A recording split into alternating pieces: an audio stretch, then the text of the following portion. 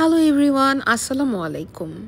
কায়রোতে পৌঁছে ৩ থেকে ৪ ঘন্টা ঘুমের পর আমরা উঠে ব্রেকফাস্টটা সেরে নিই।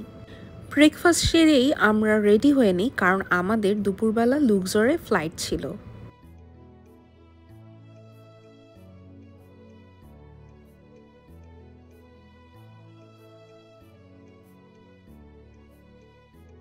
কায়রোতে আমরা কায়রো পিরামিড হোটেলে উঠেছিলাম।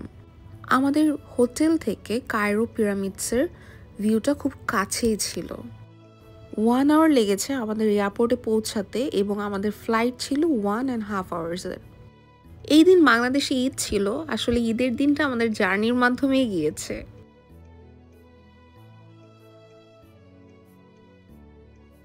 হ্যাঁ, অ্যাগেইন আমাদের ফ্লাইট ডিলে। ওয়েট করতে এত বেশি খারাপ লাগছিল, কারণ যেহেতু আগের দিন ঠিকমতো ঘুম হয়নি, তারপরে আবার জার্নি, খুবই বেশি খারাপ লাগছিল। এয়ার কায়রোর মাধ্যমে আমরা কায়রো থেকে লুক্সর গিয়েছি। ফ্লাইটে ওঠার কিছুক্ষণের মধ্যে আমাদের স্ন্যাক্স বক্স প্রোভাইড করা হয়।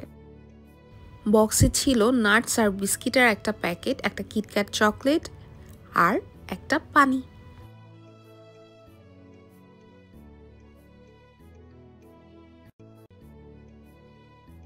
ওই দিনের জার্নি এক্সপিরিয়েন্সটা একদমই ভালো ছিল না, কারণ ফ্লাইট ডিলে ছিল। এরপর আবার প্লেনে কোনো একটা প্রবলেম অবশ্যই ছিল, কারণ আমাদের ফ্লাইট যেখানে 1.5 আওয়ার্সের মধ্যে যাওয়ার কথা, সেখানে আমাদের পৌঁছাতে সময় লেগেছে অলমোস্ট 2 আওয়ার্স। আর প্লেনের সিটও এত বেশি কনজাস্টেড ছিল, খুবই কষ্ট হয়েছে ওদিন।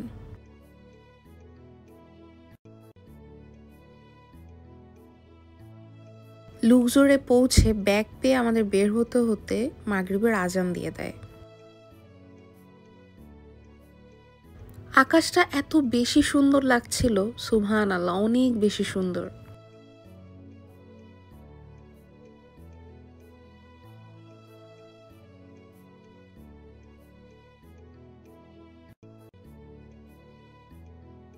এয়ারপোর্ট থেকে আমাদের হোটেলে যেতে সময় লেগেছে অলমোস্ট 40 মিনিটস।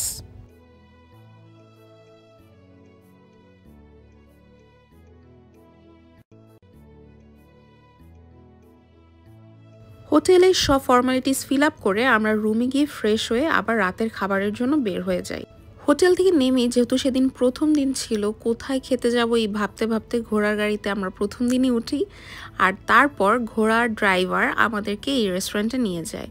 রেস্টুরেন্টে গিয়ে আমরা কি খাবো আবার ভাবতে ভাবতে নিয়ে নিলাম কাবাব, রুটি আর স্যালাড।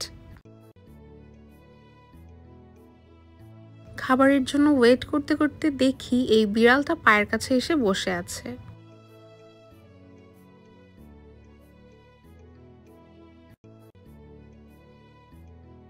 বেশ অনেকটা সময় ওয়েট করতে হয়েছে, আর আমাদের সবার খুব ক্ষুধা লেগেছিল আর আমরা অনেক বেশি টায়ার্ড ছিলাম।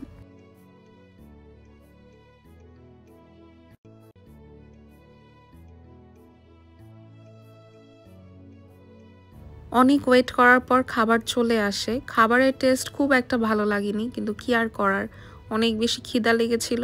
তারপর খাওয়া দাওয়া সেরে আমরা হোটেলে ব্যাক করি। আজকের ভিডিওটি এই পর্যন্তই। আল্লাহ হাফেজ।